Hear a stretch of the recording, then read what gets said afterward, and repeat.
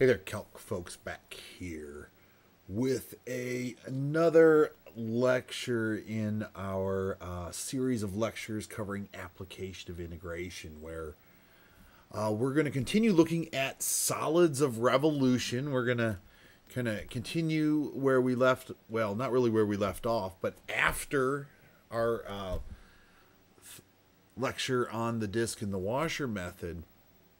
And we're going to follow that up here with what's called the shell method, which is also a case for calculating the volume for a solid of revolution. It is what's called an alternative to the calculation of the disk or washer methods in this calculation. And it does incorporate a few small changes in its assumptions and its setup for this revolution. And that's going to cause some changes in the actual calculation itself. All right, let's see what I mean here. I'll bring over the notes. I have made these notes to begin with here, and if we actually bring up the shell method here, we might discuss first of all the case for the shell method for a revolution about the y-axis. And you might say, Mr. Saxton, that doesn't feel very classical. What about the revolution around the x-axis? And I say, okay.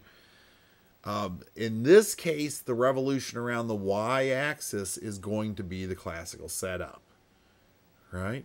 That is a bit what is different with this calculation. We are going to be revolving around the y-axis, but have a very classical way that we're defining our region in space. And what do I mean by that? We're going to consider the region of space trapped between the curves y equals f of x and y equals g of x over values of x in this interval from a to b. We are going to be considering this revolution forming along the x-axis. It's going to be, careful there.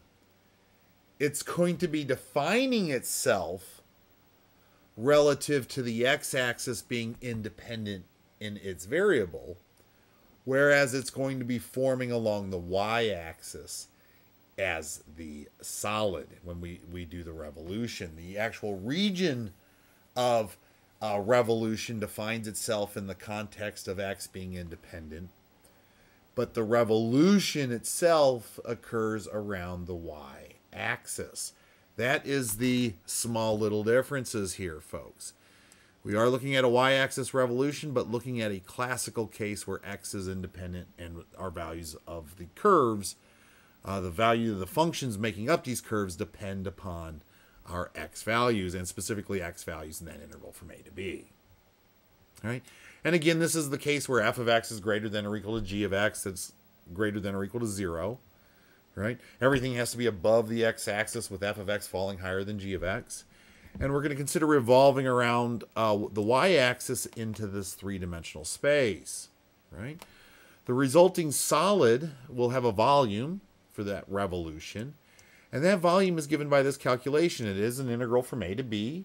It is an integral over these values of x in this interval from a to b, and we're going to integrate the quantity 2 pi x times the quantity f of x minus g of x.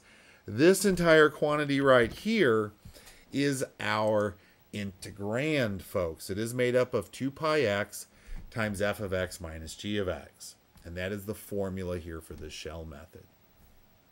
As I said, I'm not going to really jump into the proof of these. And this one, the proof isn't so intuitive. It's a little bit of looking at the shape of a region trapped within portions of cones. So there is a bit of a conical formula going on in here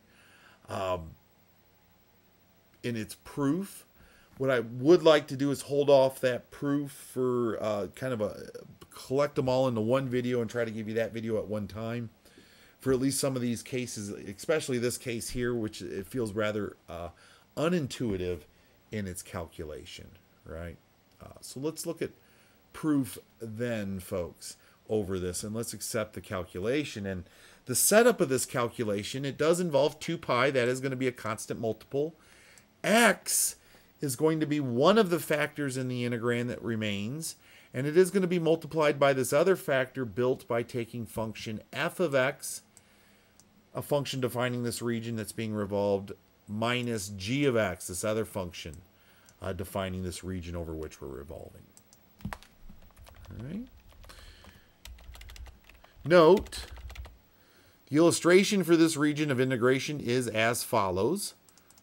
Right? And in the case of shell method, the independent variable is that value of x, but the revolution occurs around the y-axis.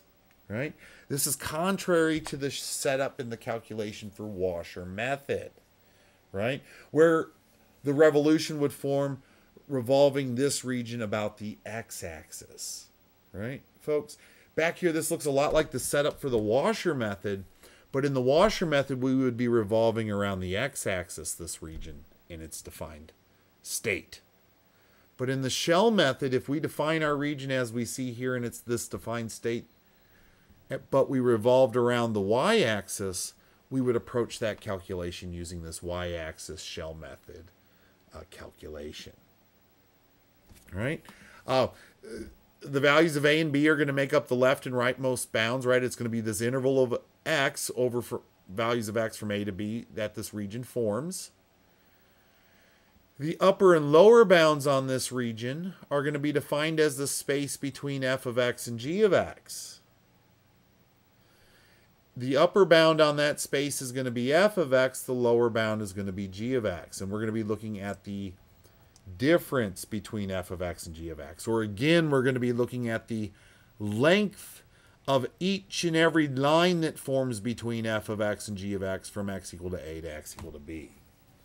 Right? How you might think of defining f and g here is very similar to area between the curves.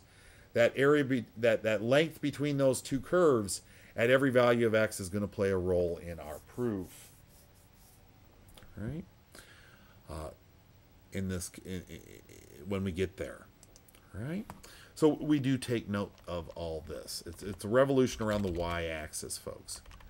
If we set this up for an example, we might consider the volume for the solid of revolution formed, right, by revolving the region trapped between these curves, right, about the y-axis. Again, here the highlight is we are revolving around the y-axis, but if we take a moment to just look at how we're defining our region, we're defining it with functions of x. Where if we think about this region of space and defining it, right, using a little shell method and these as functions of x, we look at this region. This region does form over values of x from 0 to 1. And let me make this a little larger and see if we can see that. Let me bring it over and center this too. So it does form over this region from 0 to 1, and we could do the algebra to figure that out. Right? And over this interval from 0 to 1, if we think about the length of the lines that start here and end here, right? Those are going to be given by f and g respectively. F defined by this portion of the parabola, and g defined by this portion of the line.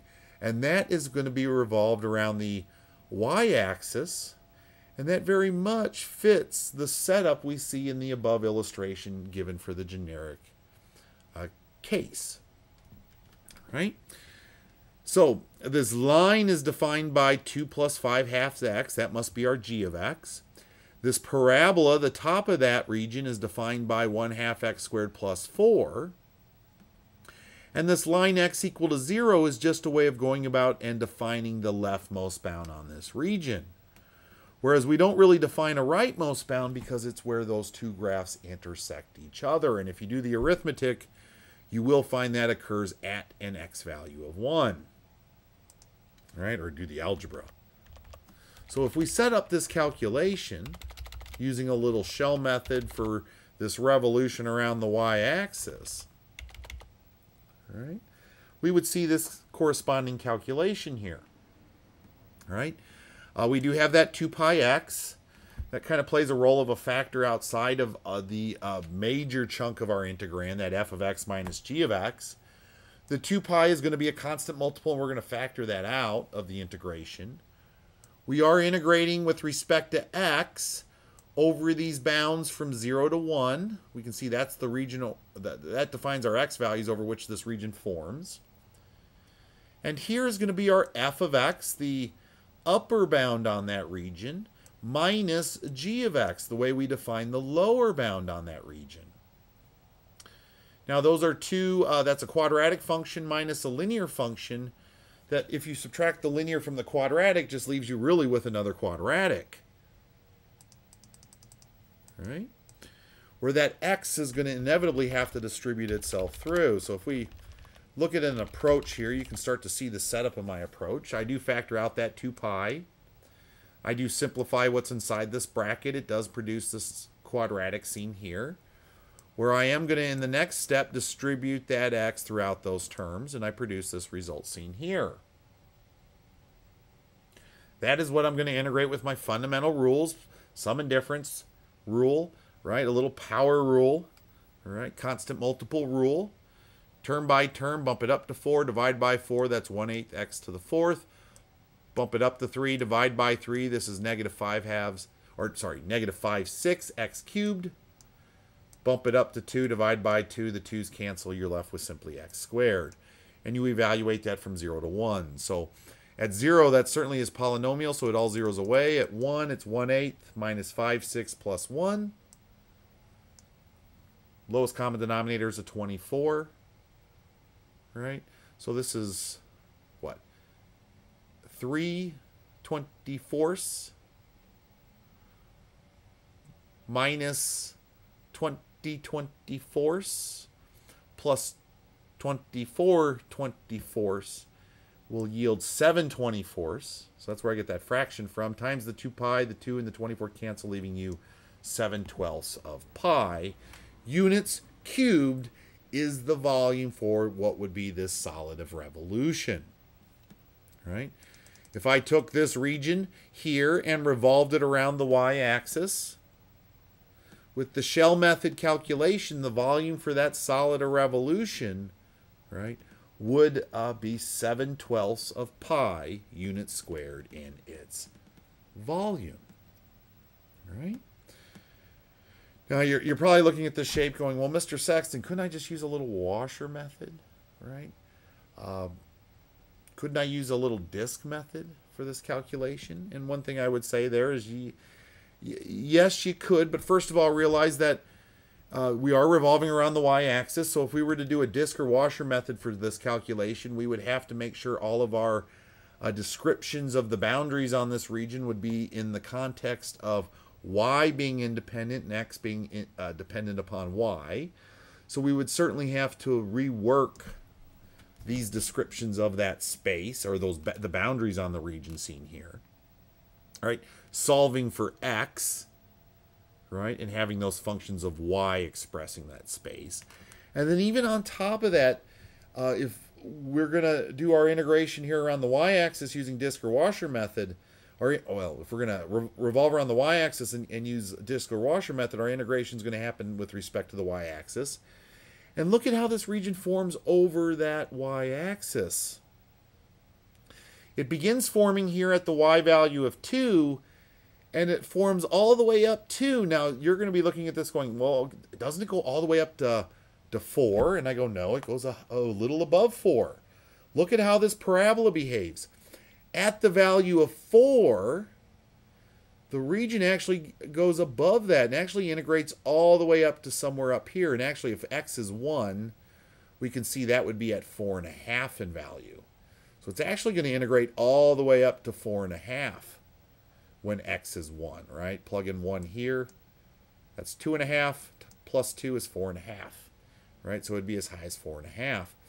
And between 4 and 4.5, what defines the innermost curve is different than what we see happen from 2 to 4.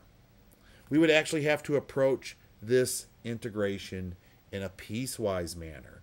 For an integration from 0 to 4 as maybe a disk method calculation, and then the region from 4 to 4.5 as maybe a washer method calculation, both for revolutions around the y-axis. Do you see the complexity there? We just went through the calculation. We know what the result is. It took one integration to get through, and everything was given to us in the problem. This is the uniqueness to shell method. In the shell method case, you are revolving around the y-axis, but your functions are stated where x is the independent variable and y depends upon x. They're all solved equal to y, the functions that define this space. And, you know, certainly that can get complex and become less efficient. That could certainly be piecewise in its setup. But we can see here, compared to the disk and washer method for this particular case, it certainly is more efficient in its calculation. Right? So it is a method that would probably use more, would be a better calculation to go about doing this area or this volume than using a disk or washer method. It's more efficient. One calculation, we're already done. To go set up that disk or washer method is going to take some time. Right? You'll notice I do say that in the next note here. Oh, what did I do? Don't erase. Bring that up. Right? I do get into all that here, folks. You can see respectively. All right? That's what this note comments on, is that conversion. Let's look at what if we were to revolve around the x-axis. Well, there also exists a shell method calculation for a revolution about the x-axis, where the independent variable in the calculation is going to be the value of y, where we actually have that less than classical approach where y is independent and x depends upon that value of y. Right? And this is known as a shell method for a revolution about the x-axis calculation here. And what you'll notice is it looks a lot like the y-axis revolution, but how we define that region of space we're revolving is this region of space trapped between x equals f of y and x equals g of y, where y is highlighted as the independent variable inside our functions and x is dependent upon y. And this does occur over an interval of y, right, that goes from c to d vertically, right, in our illustration. And where f of y has to be greater than or equal to g of y, where our functions are going to be flowing vertically through space, right, coming from the top down versus from the left to the right, right, left to the right, is how classical approaches for functions behave. Here, in this setup, the functions are going to flow from the top down. What it means to be greater means to fall further to the right in that system. A function further to the right is something that's bigger than something that's further to the left when y is independent. In a classical setup where x is horizontal and y is vertical in that system. In that volume calculation, we do see a similar calculation, except it happens with respect to y over that interval from c to d. That 2 pi is still a constant multiple. That'll always get factored out of the calculation and come back in at the end to give it its exactness in the context of pi. Instead of x as a factor outside that is going to inevitably incorporate itself into the bigger picture here of f of y minus g of y, you have y. And inside the integrand, as this other factor, you have f of y minus g of y. Right? This length of space trapped between these functions f and g relative to locations along the y-axis. Let's look at just a quick setup. Here we might be asked for a revolution around the x-axis. Now, in a revolution around the x-axis, here's our space. We're going to consider revolving this region around the x-axis and coming up with the volume for that solid a revolution. And you're going to go, Mr. Sexton, we could do it here with a disk method. And I'll say you're right. That could be done with a disk method, but that would have to be approached piecewise. From 0 to 1, the top of that region differs when compared to the formation of this region from 1 to 2. Right? We're defined by this line for the top of that region. Whereas if we're going to revolve around the x-axis with a little shell method, all the integration happens with respect to y, which would occur from 0 to 1 in this illustration, where we're going to be stuck between these two functions in the context of y being independent. And all of our, if we think about this, how this region is forming, we're part of what is going to play the role are these horizontal slices of this region. At every single y value from 0 to 1, we can horizontally slice up this region and figure out the length of that slice from here on the leftmost bound to here on the rightmost bound. And what's going to give me the length of that slice is the difference between this location, which would play the role of f because it's further to the right, it's larger, and this location, which is smaller than f, but bigger than 0. So it's further to the left, right?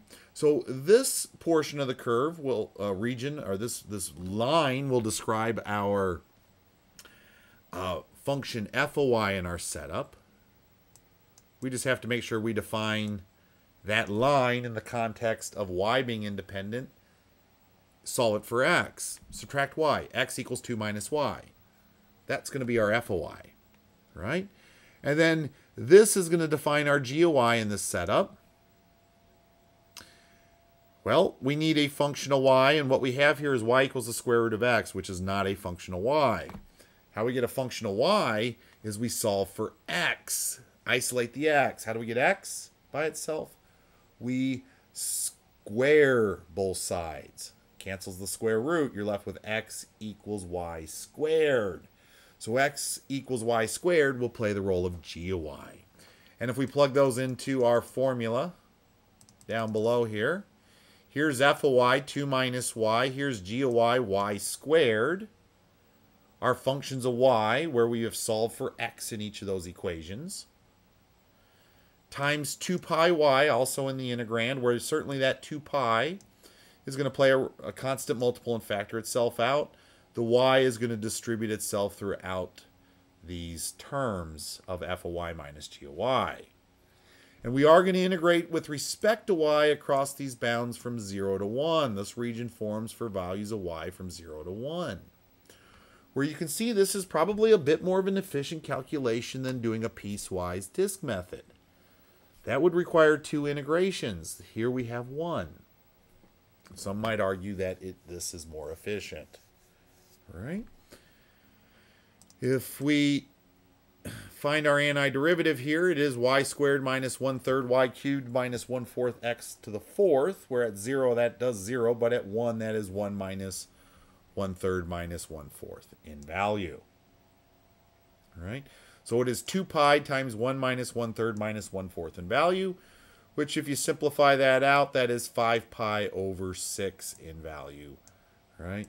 Or 5/6 of a pi units cubed, right?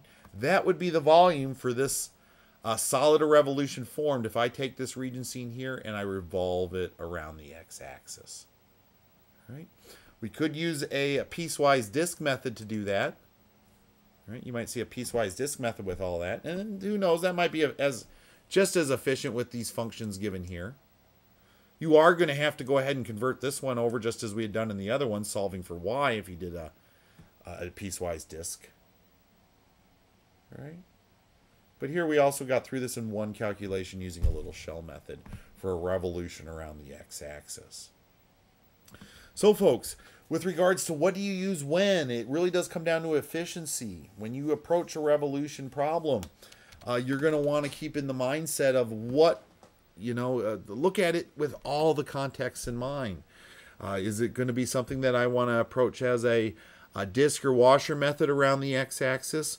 Or is it something I want to approach as a shell method case for around the x-axis? Right? Which one is going to allow me to define my region with the least number of pieces so I don't have to get broken down piecewise? Right? Which one's going to define my region the quickest in terms of defining out the equations for that space? Right? That's going to play a role. And then on top of all that is when I get to the end and I actually build that integral and I have to calculate the integrand, can I integrate it? Not everything is integrable, folks. Some integrands are certainly not as integrable as others. Right? Unlike derivatives, not everything can be integrated. Right? So we have to keep that in mind when we set these up and choose our methodology. But they're all options, folks. You disk, washer, shell method for revolutions around x-axis or y-axis. You can see in my last few problems here, I have not relied at all on sketching out these revolutions. Really what you want to rely on to help you figure all this out in terms of what approach might be the best is to sketch the region of revolution, right? And that is what I have shown in all of the graphs here, as I have actually illustrated the region of revolution and used that to define my space. All right. With that said, folks, I will stop there with this video. We are at the 26-minute mark. It's late. I want to get this up and posted for you. This is a little bit of methodology, right? Not too much theory in this. We'll come back to some proof. Like I said, I just want to do one video over proof as it tries to prove everything. Let's get working with these calculations before we actually go back in and maybe prove these here at the end. Right? I will tell you we're going to have to set up some of our own proofs at the end. We're going to kind of have to approach the proofs when we get into these physics applications. Some of that is going to require us to set up things very much like these proofs that prove these other formulas. So it's going to be something we do want to look at. And then on top of it, in terms of the bigger picture,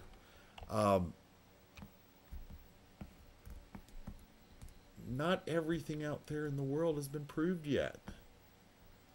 Not everything out there in the world, not every single application of integration exists here in Chapter 6 material. Right? There's a lot of applications out there for integration that are still waiting to be discovered. And you might be one of those students that discovers it. And we've got to get into a little bit of the theory of where these formulations are coming from so that you can have a keener eye when you're out there in your studies and you encounter this operation in an undiscovered location, right? And an undiscovered application, all right? And I hope that is the case, folks, for some of you out there. But with that said, I'll use that for a little bit of motivation for grander things in life. And my video, I'll get this up there and I'll see you in class next time, folks, where we are going to be moving on. We are going to be looking at arc length. We are going to get into some surface area calculation and then start to look at those physical applications of integration and wrap up our Chapter 6 material. Yeah. See y'all then. Yeah, get the ending here. There we go.